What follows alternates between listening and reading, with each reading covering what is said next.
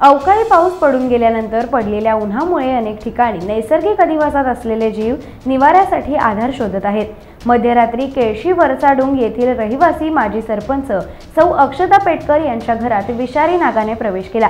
घरासमोरील पडवीत एका कोपऱ्यात तो दडी मारून बसला होता। सहज दिसण्यासारखा नव्हता, मात्र त्याची विशेष आवाजाची पद्धत ग्रामीण जनतेला ठाऊक आहे।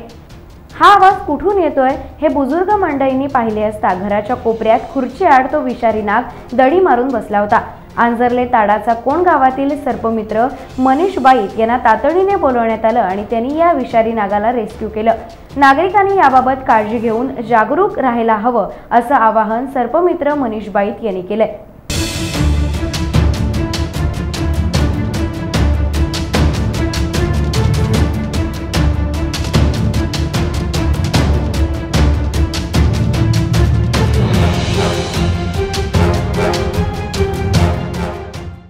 टाइम्स डिजिटलला लाईक करा, शेअर करा, सबस्क्राइब करा आणि बेल आयकॉन दाबायला विसरू नका।